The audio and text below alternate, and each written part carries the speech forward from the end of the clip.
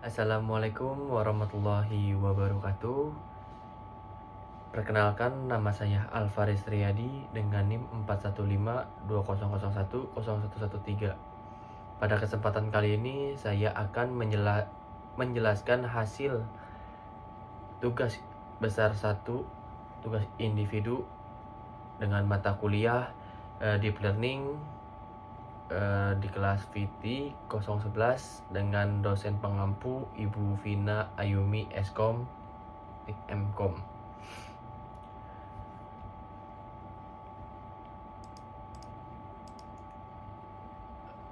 Langsung saja untuk soal pertama, yaitu jelaskan ciri utama algoritma machine learning. Ciri utama dari algoritma machine learning dibandingkan dengan pemrograman klasikal atau pemrograman konvensional adalah kemampuannya untuk membuat komputer memprogram dirinya sendiri. Pada machine learning, data dan output merupakan hal yang telah ada dan dijadikan sebagai inputan ke dalam komputer. Beberapa algoritma machine learning yang sering digunakan adalah antara lain: yang pertama, linear regression. Yang kedua, logistic regression. Ketiga, K-means clustering. Keempat, hierarchical clustering. Dan yang kelima, K-nearest neighbor. Dan masih banyak yang lainnya. Untuk soal yang kedua, apa yang mempengaruhi kinerja model machine learning? Yaitu kinerja model machine learning dipengaruhi oleh beberapa faktor, diantaranya pemilihan model yang ditraining untuk melakukan pemetaan dari data ke tabel. Kedua, pemilihan penilaian hiperparameter, parameter internal dari algoritma pembelajaran, nilai awal parameter model. Ketiga, nilai awal parameter model.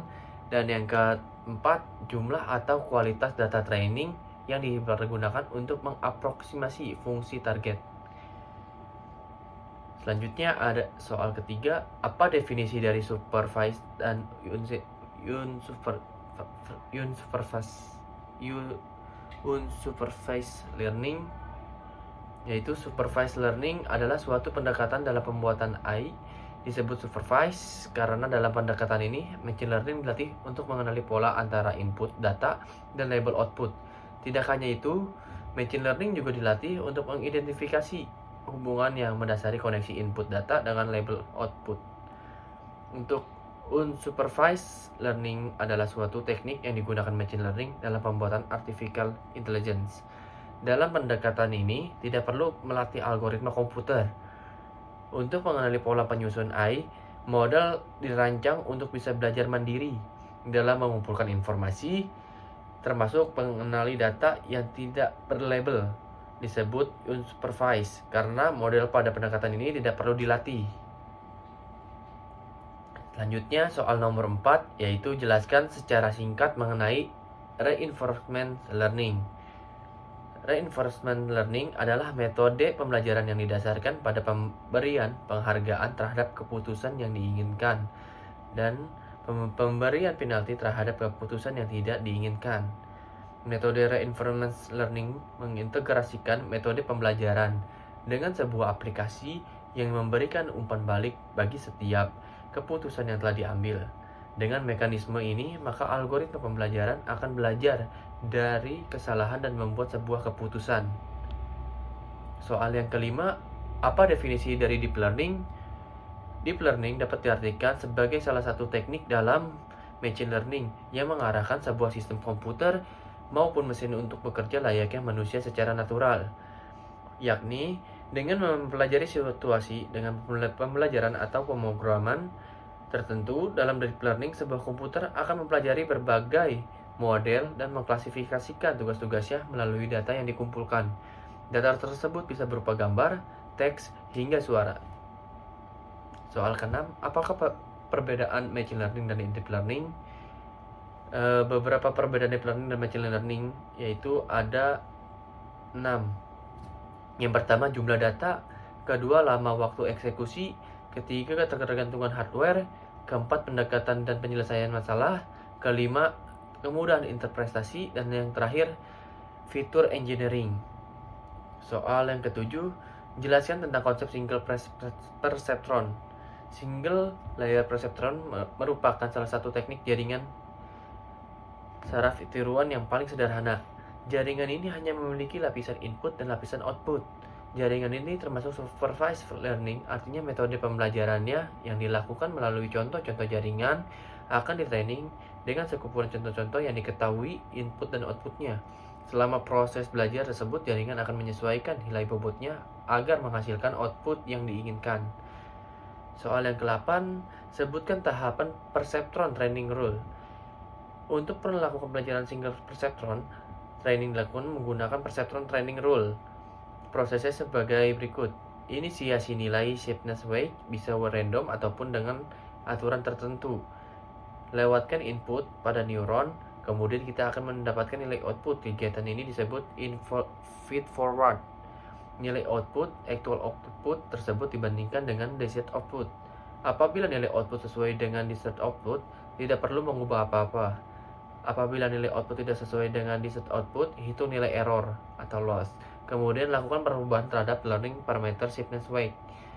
Ulangi langkah-langkah ini sampai tidak ada perubahan nilai error. Nilai error kurang dari suatu threshold biasanya mendekati 0 atau sudah mengulangi proses latihan sebanyak 3 kali threshold. Soal ke-9, apa yang dimaksud dengan likelihood function deviation probability?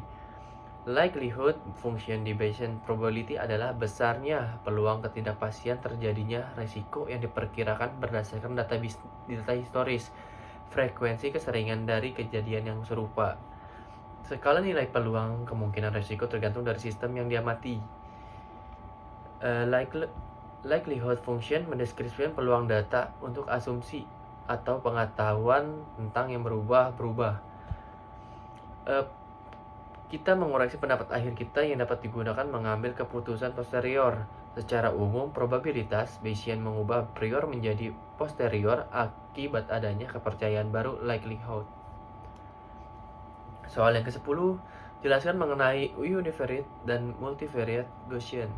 Univariate merupakan pendistribusian yang bergantung pada satu input variabel. Misalkan, distribusi univariate Gaussian dikarakteristikkan oleh variabel X, mean dan variance. Univariate Gaussian tergantung pada satu random variable saja, yaitu X. Multivariate Gaussian adalah distribusi Gaussian yang bergantung pada lebih dari satu random variable. Soal yang ke-11, jelaskan perangkat keras yang digunakan untuk pengolahan data menggunakan deep learning. Ketersediaan Graphic Process Unit GPU atau Tensor Process Unit TPU dalam 10 tahun terakhir menjadi salah satu faktor pendorong dan pengembangan model deep learning GPU dan TPU. Merupakan unit pemroses data di dalam perangkat keras komputer yang memungkinkan operasi metrik dilakukan dengan cepat. Untuk soal yang ke-12, menurut Anda, tools atau software apa yang mudah digunakan di deep learning? Menurut saya ada dua, yaitu Anaconda dan Jupyter.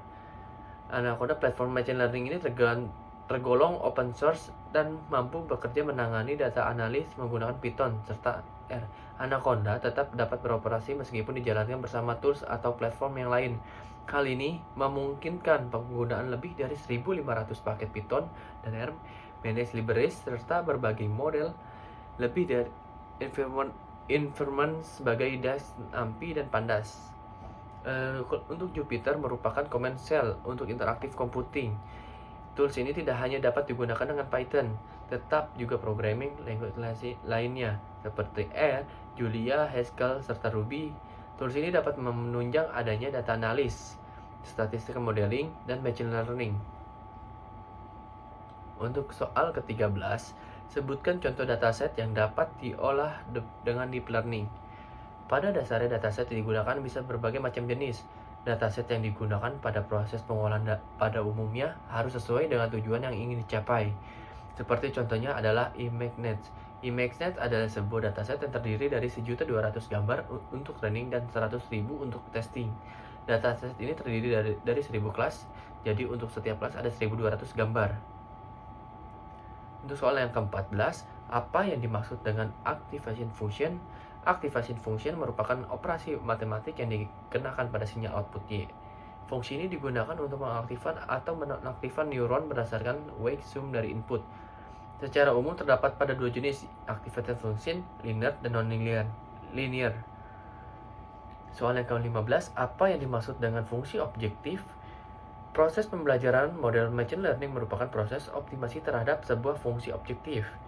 Fungsi objektif adalah sebuah persamaan matematika yang digunakan untuk mengukur secara kuantitatif kinerja sebuah model machine learning dalam mengaprosesasi sebuah fungsi yang memberatkan atribut dan input terhadap atribut label. Sebuah fungsi objektif memiliki peran sangat penting di dalam proses pembelajaran model machine learning karena merupakan pengarah dari algoritma pembelajaran dalam mencapai nilai parameter model yang optimal. Untuk soal yang 16, sebutkan formula yang digunakan untuk validasi model deep learning. Yaitu ada 7. Yang pertama mean error atau disebut ME, mean Pearson error MPE, ketiga mean absolute error MAE, dan 4 mean absolute percent error MAPE, kelima mean square error MSE, keenam root mean square error MSE, yang terakhir root mean square Pearson error RMSPD. Untuk soal yang ke-17, apa tujuan dari pembelajaran training pada pemrosesan data?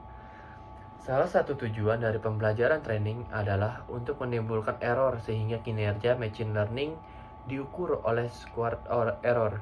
Dengan kata lain, utility function adalah meminimalkan square error.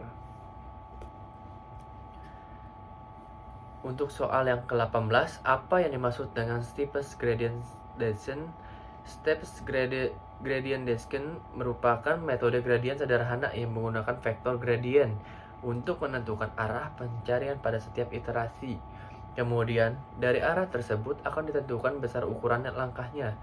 Pada beberapa kasus, metode steepest descent ini memiliki konvergenan yang lambat menuju solusi optimum karena langkahnya berbentuk zigzag. Untuk soal yang 19, jelaskan mengenai lokal minimal. Lokal minimal merupakan nilai minimum pada suatu daerah lokal saja.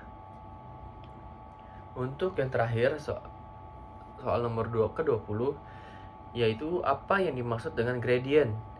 Definisi dari gradient adalah nilai kemiringan atau kecondongan suatu garis yang membandingkan antara komponen Y ordinat dengan komponen X absis. Gradient akan menentukan seberapa jauh kemiringan yang terjadi pada suatu garis dalam koordinat kartesius. Kemiringan atau gradient bisa miring ke kanan, ke kiri, curam, ataupun landai. Nilai dari gradient tergantung dari nilai komponen X dan komponen Y. Cukup sekian dari penjelasan saya. Mohon maaf apabila ada kata-kata yang salah atau nggak mengenakan didengar.